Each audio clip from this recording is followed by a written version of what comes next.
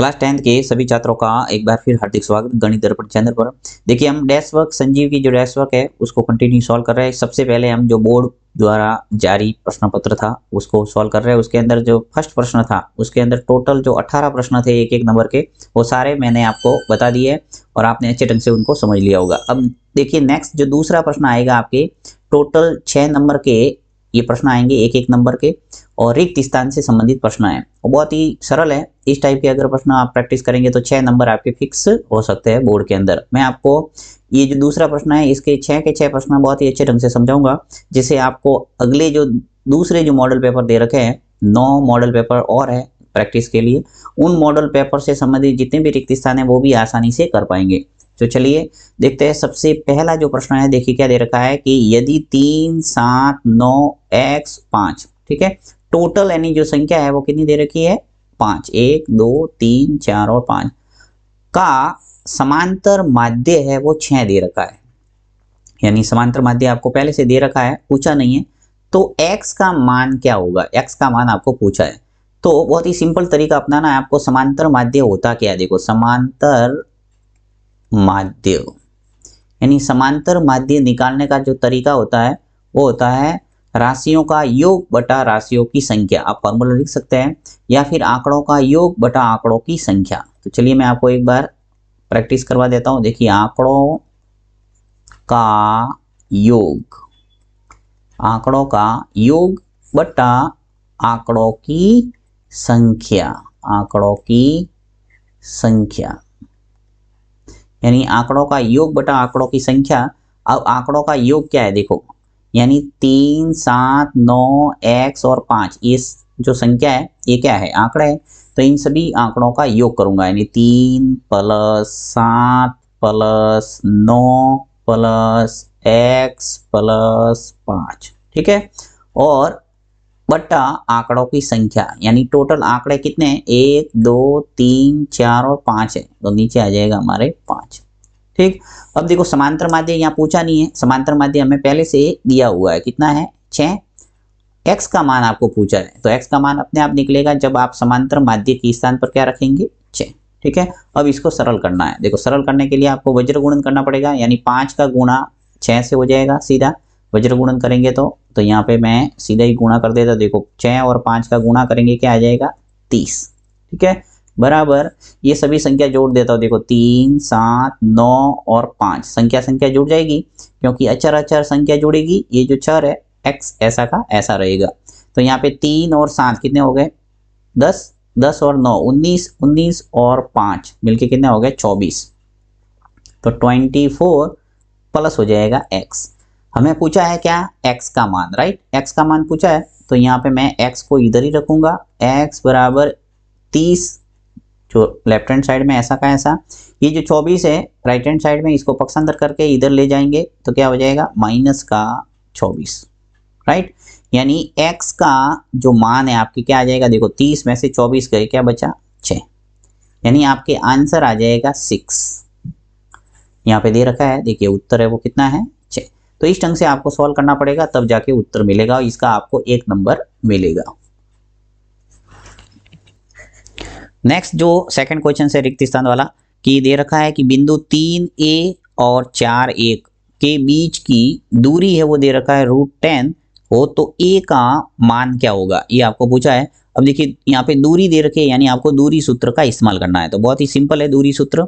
यहाँ पे देखिए दूरी बराबर होता क्या है, दूरी बराबर होता है √x2 - x1 का whole square plus y2 - y1 का होल स्क्वायर, ठीक है। अब आप आराम से इस सूत्र के अंदर मान रख के इसको a का मान है वो ला सकते हैं। देखिए यहाँ पे दूरी आपको दे रखी है √10, तो दूरी के स्थान पर मैं रख लूंगा √10, फिर बराबर यहाँ पे रूट के अंदर मान रख लेंगे हम x2 - x1। हमेशा ध्यान रखना है, 2 ब्रैकेट दे रखे हैं, उसके अंदर पहला जो होगा वो x1 होगा, दूसरा होगा y1। दूसरे ब्रैकेट के अंदर पहला x2 और दूसरा होगा y2, ठीक है। ये मान आ गए, अब इसके अंदर रखते हैं। जो फॉर्मूला है आपको याद करना ही पड़ेगा। दूरी सूत्र होता है x2 - x1 का whole square plus y2 - y1 का होल स्क्वायर। तो अब देखो x2 कितना है मेरे पास 4, तो यहाँ पे लिखूंगा मैं 4, फिर माइनस x1 कितना है 3, तो यहाँ लिखेंगे 3 और इसका होल स्क्वायर।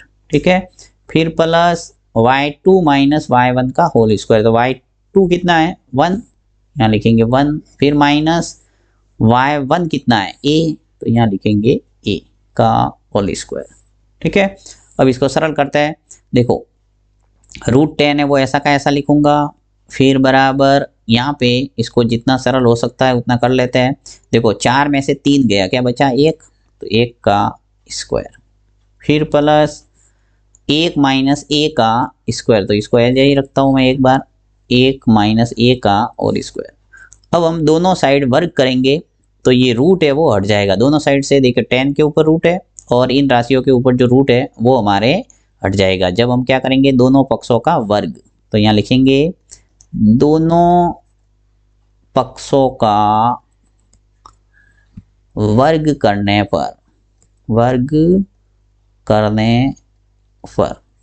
देखो इसका मैं जल्दी आंसर निकाल के भी आपको बता सकता हूं, परंतु ये जो सॉल्यूशन है वो आपको आना चाहिए क्योंकि बड़े प्रश्न भी इस टाइप के आ सकते हैं। तो वहां पे आपको पूरा विस्तृत विधि ही आपको करना पड़ेगा, तभी उसकी मेथड के ही आपको नंबर मिलेंगे। अब यहाँ पे सिर्फ 1 नंबर का है तो आपके सीधा आंसर से मतलब है। तो देखो आंसर कैसे निकालना है वो आपको प्रॉपर आना चाहिए। तो दोनों पक्षों का वर्ग करेंगे तो यहाँ से रूट हट जाएगा, 10 आ जाएगा, फिर बराबर यहाँ से देखिए रूट हटेगा तो अंदर वाली राशि है वो लिख लेता हूँ 1 का स्क्वायर, फिर प्लस 1 माइनस a का स्क्वायर। ठीक है, यहाँ से 10 ऐसा का ऐसा, देखो 1 का वर्ग करेंगे तो क्या आएगा 1, फिर प्लस यहाँ से a माइनस b का होल स्क्वायर वाला फॉर्मूला लगेगा, यानी a स्क्वायर अर्थात 1 ही आएगा, फिर माइनस 2ab, तो माइनस 2a तो 1 ही है और b है वो a है, तो यहाँ 2ab के स्थान पर 2 आ जाएगा, फिर प्लस b स्क्वायर यानी आ जाएगा a स्क्वायर। ठीक है, अब यहाँ पे इसको सॉल्व करते हैं। देखो 10 बराबर 1 और 1 मिलके कितने हो गए 2, फिर minus 2a plus a square.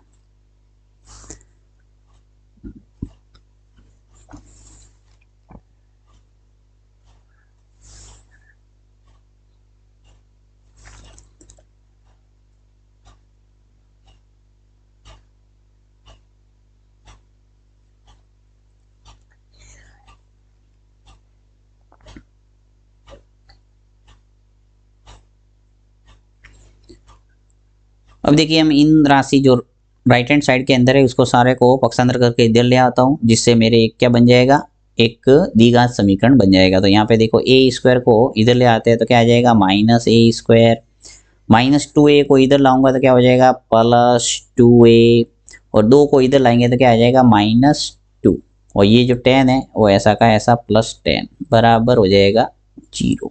ठीक, इस 10 को भी मैं पक्षांतर कर सकता हूँ इधर, कोई भी आप कर सकते हैं, चाहे तो लेफ्ट हैंड साइड को राइट हैंड साइड में लेके जाओ या राइट हैंड साइड को लेफ्ट हैंड साइड में लेके जाओ। अब देखो यहाँ पे minus a square plus 2a, minus का 2 और प्लस के 10 क्या हो जाएगा प्लस का 8, 10 में से 2 गए 8 रहे बराबर 0। अब देखो आगे जब भी पहली संख्या के आगे माइनस है तो पूरी जो पद है इन सभी पदों को माइनस से गुणा करना है, यानी माइनस से गुणा करेंगे तो आपके यहाँ पे क्या हो जाएगा प्लस। तो देखो यहाँ पे a स्क्वायर हो जाएगा, यहाँ जो प्लस है वो माइनस हो जाएगा 2a, और यहाँ जो प्लस है वो हो जाएगा माइनस का 8 बराबर 0, यानी मैंने पूरे दोनों पक्षों को किससे गुणा किया है माइनस से।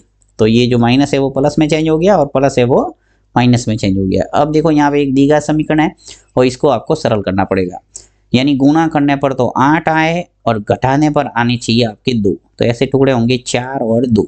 तो यहाँ पे देखो मैं रखूंगा a स्क्वायर माइनस 4a और प्लस का 2a और माइनस का 8 बराबर 0, राइट।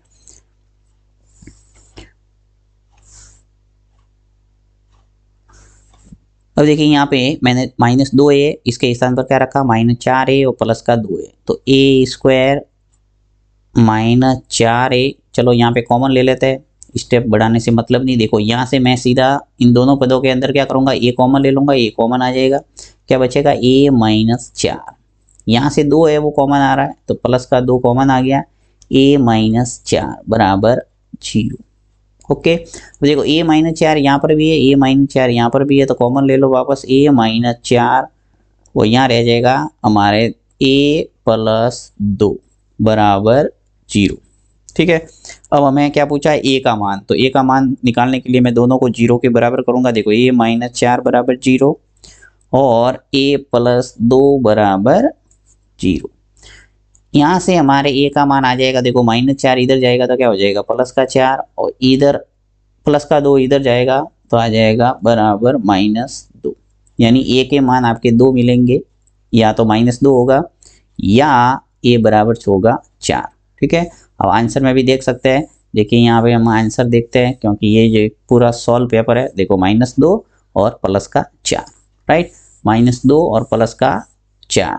तो इस ढंग से आप आंसर निकाल सकते हैं। और यहाँ पे आपको गुणनखंड है वो अच्छे ढंग से आने चाहिए, यानी टुकड़े बनाना और कैसे इसको सॉल्व करना है। अगर यहाँ आपको दिक्कत आ रही है तो अलग से प्लेलिस्ट में एक वीडियो मिल जाएगा आपको गुणनखंड से संबंधित, उसको देख के बहुत ही अच्छे ढंग से समझ सकते हैं कि गुणनखंड कैसे किया जाता है और कैसे मूल निकाले जाते हैं।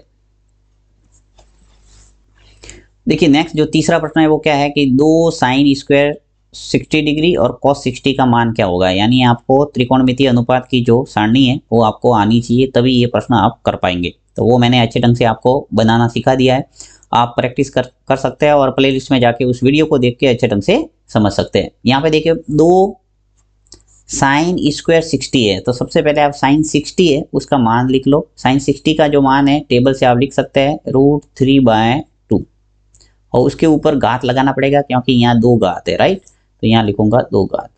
फिर cos 60 का मान होता है 1/2, ये भी आप टेबल से देख के लिखना है। अब देखो 2 फिर इंटू √3/2 है और इसका वर्ग है, यानी आपको इसका 2 बार गुणा करना है। तो √3 का गुणा √3 से करेंगे तो 3 आ जाएगा, और 2 का गुणा 2 से होगा तो आ जाएगा नीचे 4, फिर इंटू यहाँ 1 क्या है 2, राइट। अब देखो 2 से 2 है वो कैंसिल कर दो, तो 3/4 हमारे रह जाएगा आंसर। देखो 3/4 ये क्या है उत्तर है, यही आपके आंसर दे रखा है, देखिए 3/4। तो अत्यंत ही सरल है अगर आपको त्रिकोणमितीय अनुपात की सारणी आती है। देखिए नेक्स्ट जो फोर्थ प्रश्न है वो क्या दे रखा है कि एक बेलन के सिरे का क्षेत्रफल है वो 154 वर्ग सेंटीमीटर है, ठीक है, तथा इसकी ऊंचाई है वो 21 सेंटीमीटर है। बेलन का आयतन आपको पूछा है, और बेलन का आयतन हम जानते हैं क्या होता है, देखो πr²h, ठीक है। अगर ये फॉर्मूला लगाएंगे तो हमारे बेलन का आयतन है वो निकल जाएगा, परंतु पाई का मान हमें पता है 22/7 होता है। ऊंचाई h है वो दे रखा है 21 है, परंतु r कितना है, त्रिज्या कितनी है वो हमें नहीं दे रखी। तो उसके लिए क्या करना पड़ेगा, यहाँ पे दे रखा है, देखो एक बेलन के सिरे का जो क्षेत्रफल है वो दे रखा है आपको 154, तो इससे हम पहले r निकालेंगे यानी त्रिज्या निकालेंगे बेलन की, और उसके बाद में इस फॉर्मूले का इस्तेमाल करके हम निकालेंगे ये उत्तर। ठीक, तो देखो सबसे पहले बेलन के सिरे का क्षेत्रफल, यानी एक बेलन है और इस बेलन के ऊपर और नीचे आपको पता है वृत्ताकार भाग होते हैं, राइट, ये बेलन है। तो एक वृत्त का जो क्षेत्रफल है वो हमें दिया हुआ है कुल मिला के, तो वृत्त का क्षेत्रफल क्या होता है πr², राइट, और πr² क्या है 154। ठीक, अब पाई का मान 22/7 होता है और r² ऐसा का ऐसा बराबर 154, यानी हमें क्षेत्रफल दे रखा था तो मैंने क्षेत्रफल किसके बराबर कर दिया 154 के। अब इसको सरल कर दो, देखो r² बराबर क्या हो जाएगा 154, ये जो 22 है वो नीचे आ जाएगा और ऊपर आ जाएगा 7। ठीक है, अब देखो 22 का भाग जब आप 154 में देंगे तो 7 बार जाएगा पूरा पूरा। ठीक है, यानी 22 से 154 है वो 7 बार कट जाएगा, तो r² बराबर क्या आ जाएगा 7 × 7 कितना हो जाएगा 49, अर्थात हमारे r आ जाएगा √49। ठीक है, यानी रूट के अंदर 49 हो जाएगा, क्योंकि यहाँ पे जो घात 2 है वो हट रही है तो आगे वर्गमूल का चिन्ह आता है, ये आपको अच्छे ढंग से पता है। तो r की वैल्यू आ गई हमारे 7, 49 का जो वर्गमूल है वो कितना होता है 7, यानी बेलन की जो त्रिज्या आपकी निकल गई कितनी 7। ओके, अब देखो यहाँ पे मैं प्रॉपर सब लिख रहा नहीं हूँ सेंटीमीटर वगैरह, अब आपको सिर्फ उत्तर यहाँ निकालना है, यहाँ पर भी 1 नंबर का ही सवाल है ये। तो देखो यहाँ πr² अब हम इस्तेमाल करेंगे, तो जल्दी से मैं इसका आंसर निकाल के आपको बता देता हूँ। देखिए त्रिज्या हमारे आ गई 7, तो πr²h, ठीक है, पाई का मान वही 22/7 आर है वो हो जाएगा 7 × 7 यानी आर स्क्वायर है, अर्थात 7 × 7, क्योंकि आर का मान कितना है 7, और ऊंचाई है वो कितनी है, ऊंचाई आपके दे रखी है 21, तो यहाँ लिखूंगा मैं 21। ठीक है, अब देखो 7 से 7 है वो कैंसिल कर दो, जो बचा है उनका गुणा करो, 22, 7 और ये 21, इन सब का जब गुणा करेंगे तो आपके उत्तर आएगा ये 3234 यानी 3234। ठीक है, और घन सेंटीमीटर आएगा, क्योंकि हम क्या निकाल रहे हैं, आयतन। क्षेत्रफल की इकाई वर्ग मात्रक होता है और आयतन का जो मात्रक है वो घन इकाई, राइट। तो यहाँ पे आ जाएगा सेंटीमीटर की घात 3। तो इस ढंग से आप जब भी इस टाइप के कोई क्वेश्चंस आते हैं उनका हल कर सकते हैं। देखिए नेक्स्ट जो पांचवा और छठा प्रश्न क्या है, देखिए पांचवा बहुत ही सरल है, आप 1 सेकंड में इसका उत्तर पता कर सकते हैं। यहाँ पे दे रखा है कि बंटन 3, 5, 7, 4, 2, 1, 4, 3 और 4 का बहुलक क्या है। तो बहुलक निकालने का तरीका आपको याद रखना है कि जो भी आंकड़े दे रखे हैं, यानी जो भी संख्या दे रखी है, उसमें सबसे ज्यादा बार कौन सी संख्या रिपीट हो रही है, बार बार आ रही है, वो उसका बहुलक होगा। बस सीधा सा ध्यान रखना है। तो देखो यहाँ पे 4 एक ऐसी संख्या जो बार बार आ रही है, देखो एक बार आई, फिर दूसरी बार आई और तीसरी बार आई, राइट। तो यहाँ पे बहुलक हो गया 4। ठीक है, तो आपको ध्यान रखना है कि जो संख्या बार बार आ रही है यानी सबसे ज्यादा बार आई है वो आपके बहुलक हो जाएगा। कई बार बहुलक है वो एक से ज्यादा संख्या भी हो सकती है, जैसे यहाँ पे 4 3 बार है और मान लो 7 है वो भी 3 बार होता तो 2 बहुलक हो जाते, 3 भी होता और 4 भी होता और 7 भी होता, यानी जो संख्या ज्यादा बार है वो बहुलक है, सीधी सी बात है। तो अब देखो यहाँ पे नेक्स्ट लेते हैं छठे प्रश्न को। ये बहुत ही अच्छा प्रश्न है। यहाँ पे 10 और 250 के बीच में संख्याएं 4 के गुणज है, यानी बीच में 4 के गुणज कितने हैं, इस इन दोनों संख्याओं के बीच में वो आपको पूछा है। तो 4 के गुणज निकालने के लिए यानी 4 का भाग उन संख्याओं के अंदर जाना चाहिए, ऐसी संख्या आपको ढूंढ के उनको गिनना है। तो देखो तरीका क्या है, एक समांतर श्रेणी का ये सवाल है। सबसे पहले आपको 10 और 250 के बीच में उन संख्याओं को फाइंड करना है जो 4 की गुणज है। तो सबसे पहले देखो 10 के बाद में क्या आ रहा है 11, 11 के बाद में क्या आएगा 12, तो 12 ही एक ऐसी संख्या है जिसके अंदर 4 का भाग पूरा पूरा जाता है। तो सबसे पहली जो संख्या होगी वो 12 होगी। ठीक, उसके बाद में 4 4 को जोड़ते जाओ, बस देखो 12 के अंदर 4 जुड़े 16, 16 के अंदर 4 जुड़े 20, यानी इन सभी संख्याओं के अंदर 4 का भाग जाता रहेगा। अब आपको क्या करना है, एक अंतिम संख्या निकालना है, अंतिम यानी 250 तक जाना है, परंतु 250 के अंदर तो भाग जाता नहीं है, और 250 के पीछे चलेंगे हम तो 249, उसके अंदर भी भाग जाता नहीं। 200 जो 48 है, ठीक है, इसके अंदर 4 का भाग पूरा पूरा जाएगा, 62 बार आप देख सकते हैं। ठीक है, अब देखो यहाँ पे एक हमारे एक एपी बन गई, और इस एपी से हम आराम से एन का मान निकाल सकते हैं, यानी कितने पद है वो पदों की संख्या हम पता कर सकते हैं, क्योंकि हमें पता है कि अंतिम पद क्या होता है, ए एन बराबर क्या होता है 248, यानी लास्ट जो पद होगा वो क्या होगा ए एन, या लास्ट वा एलवा पद। तो यहाँ पे 248 ए एन बराबर आ जाएगा, ए एन होता क्या, ए प्लस एन माइनस 1 और डी बराबर 248। ठीक है, अब ए है वो एपी का प्रथम पद है, तो यहाँ 12 लिख लो, क्योंकि प्रथम पद क्या है 12, फिर प्लस एन का मान हमें निकालना है, एन ऐसा का ऐसा एन माइनस 1, और डी सार्वंतर, सार्वंतर क्या होगा 16 माइनस 12 कितना आ गया 4, यानी दूसरे में से प्रथम पद को घटाना है, तो 248 ऐसा का ऐसा।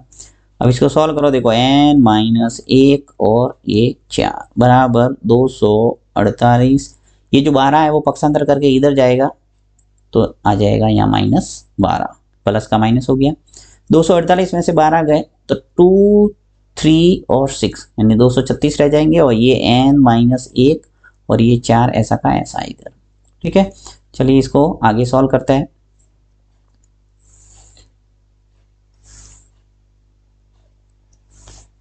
क्या स्थिति बनेगी, देखो n माइनस 1 ऐसा का ऐसा, ये जो 4 है इसका भाग लग जाएगा 236 के अंदर, गुणांक का भाग लगता है, तो n माइनस 1 बराबर देखो 4 का भाग देंगे 236 के अंदर तो आ जाएगा हमारे 59, यानी 59 बार भाग चला जाएगा पूरा पूरा, तो n का मान आ जाएगा देखो 59, ये -1 इधर आएगा तो क्या हो जाएगा प्लस का 1, तो n बराबर आ जाएगा 60, यानी जो कुल पद है वो 60 है, जिसके अंदर 4 का पूरा पूरा भाग जाता है, अर्थात 4 के गुणज है। देखिए यहाँ पर भी आंसर दे रखा है ये 60। तो इस ढंग से आपके एक एक नंबर के काफ़ी लेंदी सवाल है, परंतु अगर आप थोड़ा ध्यान देंगे तो इजीली इसमें 1 नंबर है वो ला सकते हैं। मैथ्स है, इसके अंदर आपको मेहनत तो करना ही पड़ेगा।